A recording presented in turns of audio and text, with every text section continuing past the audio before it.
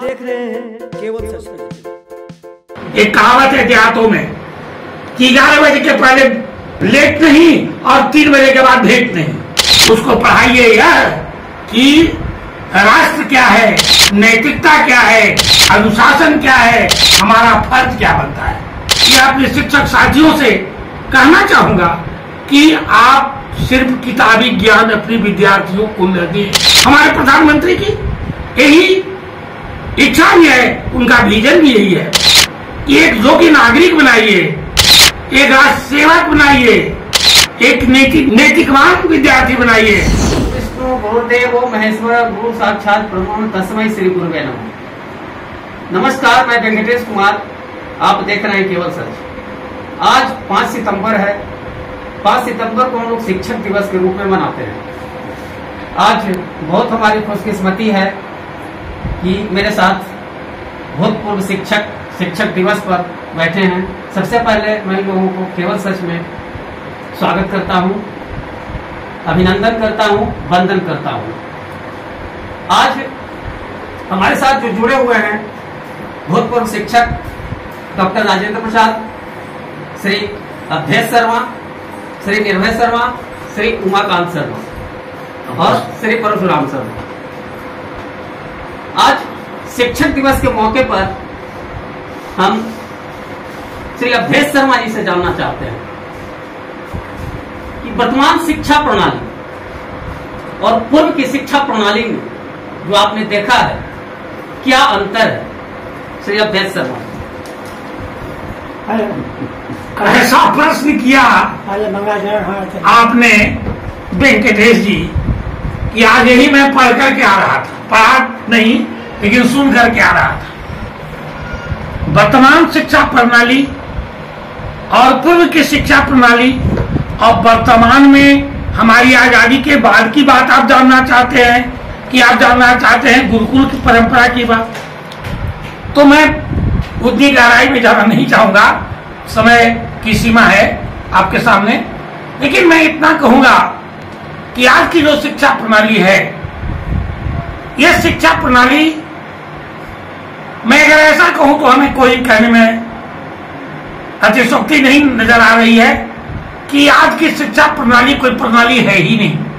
और इस देश का दुर्भाग्य रहा, हमारे सर्वप्रथम शिक्षा मंत्री ने कहा था कि इस देश में शिक्षा को प्रयोग के रूप में लिया जा रहा है और आज तक इस देश की कोई अच्छी शिक्षा प्रणाली बन नहीं सकी।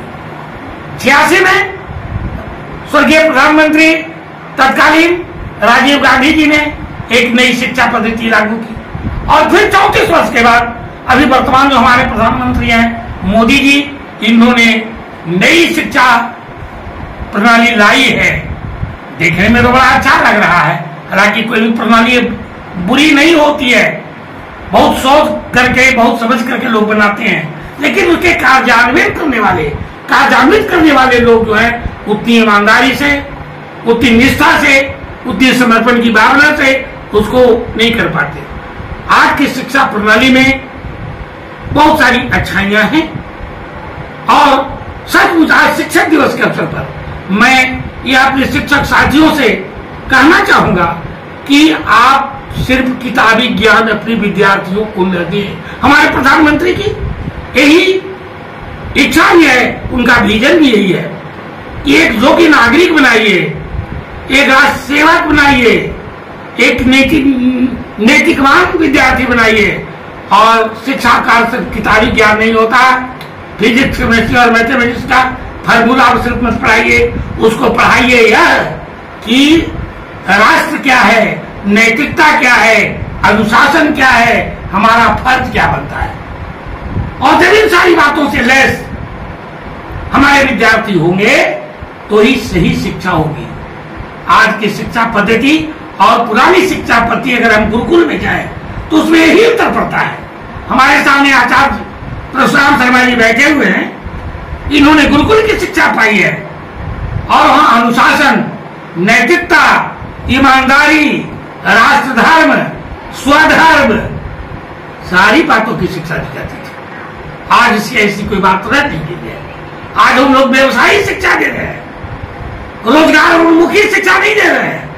रोजगार की खोज में हमारे विद्यार्थी पढ़ लिख करके बड़ी बड़ी डिग्रियां लेकर के IAA, BA, MA, PhD की उपाधि लेकर के रोड पर मारे चल रहे हैं। यह हमारी शिक्षा पद्धति का सबसे बड़ा दोष है। आप उसको ऐसा बनाइए। मैं पढ़ाया करता था एक निबंध, उसमें एक प्रश्न आया ये या आपको ज्ञान चाहिए, तो हम ज्ञान नहीं लेना चाहते, कागजी डिग्री प्राप्त कर लेते हैं। कल मैं रेडियो से सुन रहा था, उसमें कहा एक काउंसिलर है, उसने कहा कि इस ज्ञान डिग्री ले लोगे, अगर तुम्हें बेसिक मौलिक ज्ञान नहीं होगा तो दर दर रोड पर मारे पियोगे। आज वही स्थिति हमारे देश की है। हमारी शिक्षा पद्धति क्या दोष है, और उसमें हम शिक्षकों की भी अहम भूमिका है। मैं इस बात को स्वीकार करने में कभी भी संकोच नहीं करूंगा। दूसरा प्रश्न पूछूंगा। हाँ ठीक है। कटु है परंतु सत्य है। आज के परिवेश में, वर्तमान परिवेश में शिक्षकों के सम्मान में ह्रास हो रहा है, उसका क्या कारण है? इसलिए कि हम अपने दायित्वों का ईमानदारी के साथ निर्वहन नहीं कर रहे हैं। बिल्कुल। हमें समय पर 10 बजे जाना चाहिए स्कूल, हम जाते हैं 11 बजे, और 4 बजे छुट्टी होने के बाद स्कूल छोड़ना चाहिए तो हम 3 बजे वहां से चल देते हैं। एक कहावत है देहातों में कि 11 बजे के पहले लेट नहीं और 3 बजे के बाद भेंट नहीं। यह हमारा संस्कार बन गया है। हम शिक्षकों का सम्मान कैसे पाइएगा जब तक अभिभावक यह नहीं समझेगा कि ये शिक्षक हमारे, जिनके हाथों में हमने अपने बच्चों का दायित्व, अपना जीवन सौंप दिया है, ये हमारे लिए काम करते हैं, हमारे बच्चों के लिए काम करते हैं, तब तक सम्मान के आप अधिकारी नहीं है। पहले कमेटी का स्कूल हुआ करता था, अवैतनिक वेतन नहीं मिला करता था, उस समय शिक्षक लगन से पढ़ाया करते थे। और आज के परिवेश की स्थिति, ये तो और मजेदार बात आपने पूछ दी। मैं ये कहता हूं कि जब हम सरकारीकरण की लड़ाई लड़ रहे थे 1980 के पहले, तो हम यही नारा लगाते थे कि जब तक शिक्षा भूखा है, ज्ञान का सागर सूखा है। लेकिन जब हम शिक्षकों का पेट भर गया, शरीर पर बढ़िया वस्त्र आ गया, तो क्लास में ज्ञान के मस्तिष्क पर पर्दा लग गया। हम भयभीत होते थे कि ऐसा नहीं कि सेक्रेटरी साहब देख रहे कि मास्टर साहब प्रभावित ना, तो सांझ की कह दे यू आर नॉट इडियट, यहाँ से स्कूल मत है अवधेश बाबू, यहाँ से स्कूल मत है उमाकांत बाबू। तो 10 बजे से 4 बजे तक जो उमाकांत जैसे साइंस टीचर होते थे वह खड़ी लेकर के नाचते रहते थे मेरे बोर्ड पर। 7 घंटी क्लास कर रहे हैं। आज 2 घंटी क्लास करने के बाद हेडमास्टर कह दे कि जरा सा चले जाइए, फलना टीचर नहीं है, तो बोली क्लास कर लीजिए, हम ये वो मास्टर ये। आज हम इतने कामचोर हो गए हैं, हम विद्यार्थियों के साथ ईमानदारी से काम नहीं करते। शिक्षा जगत में हम कहते हैं कि हम विद्यार्थियों को पढ़ाते हैं, हमको तो जनता पढ़ रही है रोज, हमको तो विद्यार्थी रोज पढ़ रहा है कि मास्टर साहब क्या कहे। ये तो लगा ले करके मास्टर साहब कहता क्लास में कोई डरे बोले रहे, तो यह स्थिति है।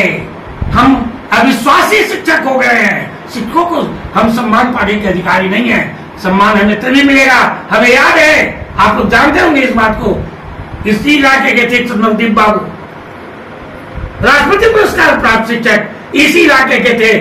रमेंद्र प्रसाद सिंह प्रिंसिपल सागरपुर उच्च विद्यालय के। ये लोग देहात में कोई झगड़ा होता था, कहीं कोई समस्या होती थी, इन लोगों को बुलाया जाता था, हेडमास्टर साहब ने बुलावा, और हेडमास्टर साहब ने कह दिलन वो माने लगी सब तैयार है। तो सम्मान इसको ना कहते हैं। जनता के दिल में अपना स्थान बनाइए। जनता जब यह सोचे कि मास्टर साहब से बढ़िया कोई आदमी न हो सके।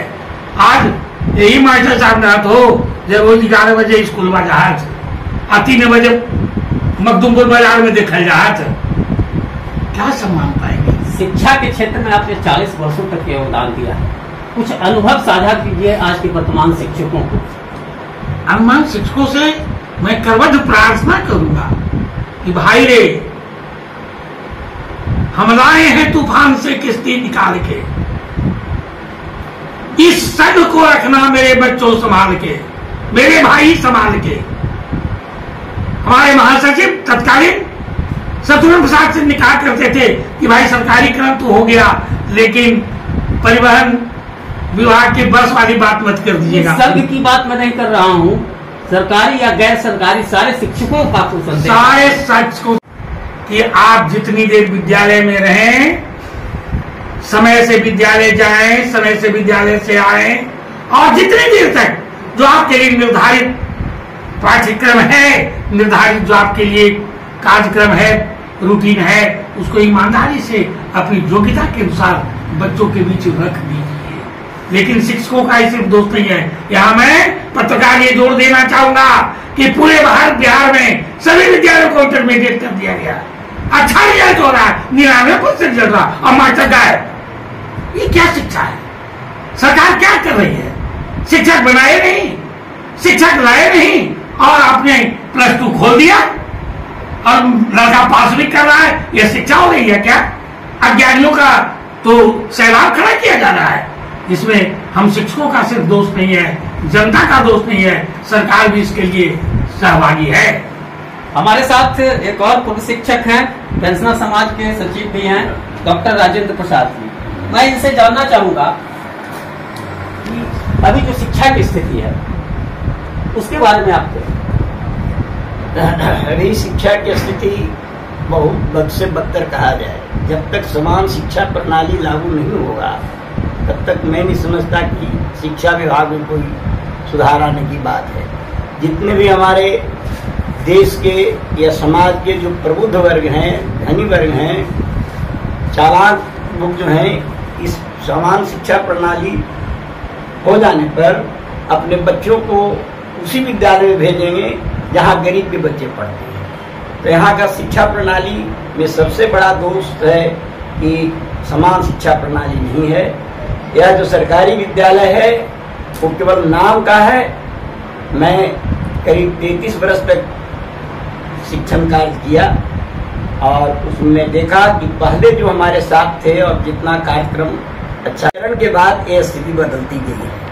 और सच पूछा जाए तो शिक्षकों को कोई है ही नहीं कि हमको कौन क्या कर लेगा। और जब तक काम तो ही ढंग से होता है, या तो कोई डर हो या कोई लोभ लाभ हो, तो शिक्षकों में एक हमारी नौकरी चली जाएगी। अगर एक डर बन जाए नहीं काम करने पर, तो मैं समझता हूँ कि शिक्षक ढंग से काम करें। दूसरी बात है कि सरकार भी बहुत ज्यादा दोषी है। सरकार जो है हमेशा कुछ न कुछ परिवर्तन करते रहता है जो अव्यवहारिक होता है। मैं समझता हूँ कि जितने उच्च विद्यालय हैं वहाँ प्रैक्टिकल का जो सामान दिया गया है, हम लोग के समय में प्रैक्टिकल होता था। मैं आर्ट्स का विद्यार्थी था, फिर भी मैं प्रैक्टिकल विज्ञान में किया था। ऑक्सीजन गैस और कार्बन डाइऑक्साइड सामने निकाला गया था। लेकिन अभी मैं समझता हूँ कि कोई भी विद्यालय में एक प्रायोगिक कार्यक्रम चलता है। सिलेबस में भी बहुत अंतर है। मैं भूगोल शिक्षक रहा हूँ। मैं समझता हूँ कि ज्योग्राफी टीचर अभी जो आ रहे हैं उनमें ज्यादातर अक्षांश देशांतर नहीं बता सकते हैं। उनको शिक्षा ही नहीं दी गई है। मैं तो देखता हूँ उसमें जो बढ़िया बढ़िया चैप्टर था, समुद्रिक जलधारा, ये आपका ज्वार भागा, ये सब हटा दिया गया। हम लोग मैट्रिक क्लास में सभी महादेश के बारे में पढ़ लिए थे। तो यह सिलेबस सरकार बनाती है और उसमें भी पक्षपात करती है, प्रेशर होता है। हिंदी में भी मैं देखता हूँ कि इतना अच्छा पद पहले सूरदास, तुलसीदास या रस खान वगैरह का रहता था, अब जैसे तैसे लोगों को दे देता है, उसमें कोई रस ही नहीं है। आज सिलेबस को तो ये सब सरकार का दोष है। और शिक्षक की जो भी बहाली हो रही है वो मुखिया के हाथ में दे दिया गया, और मुखिया क्या केस है सबके सामने है। तो शिक्षक हमारे अच्छे नहीं चुना रहे हैं और सरकार भी इस पर सचेत नहीं है, नहीं चाहती कि सुधार हो। एक गरीब के बच्चे बेवकूफ बने रहे। मैं समझता हूँ विद्यार्थियों को क्या संदेश देना चाहेंगे शिक्षक दिवस में? हाँ, विद्यार्थियों को संदेश देना चाहेंगे कि जिस रूप में आपको शिक्षा दी जा रही है आप उसको स्वीकार करें और पूर्ण रूप से आप शिक्षक पर ही आश्रित न रहें, स्वाध्याय करें। अपने अगल बगल जो भी आपके विद्वान आते हैं उनसे संपर्क करें, क्योंकि विद्यालय में आपका जितना अध्ययन का कार्यक्रम होना चाहिए वह सब बाधित है। मैं नहीं समझता कि 10 से लेकर 4 तक कोई विद्यालय चलता है। हम लोग के टाइम में 10 से लेकर 4 तक के 8वीं घंटी तक क्लास होता था। हमारे जो प्रिंसिपल होते थे पढ़ाते समय शिक्षकों को चेक करते थे। आज शिक्षक को क्या चेक करेंगे? शिक्षक तो हेडमास्टर तो शिक्षक से भी डर रहे हैं। सरकार एक और नियम निकाल दिया कि अब बच्चों को आप प्रताड़ित नहीं कर सकते, दंडित नहीं कर सकते, उस पर केस होगा। तो बताइए कि बच्चे तो अनुशासनहीन होंगे ही, बिना भय के तो उन लोगों में कोई सुधार होगा नहीं। ये सब सरकार का बहुत अच्छा कार्यक्रम नहीं है। बच्चों को अपने बल पर इसको आगे निकालना है, स्वाध्याय की ओर ज्यादा अग्रसर हों, जहां से ज्ञान मिले उसको प्राप्त करने की कोशिश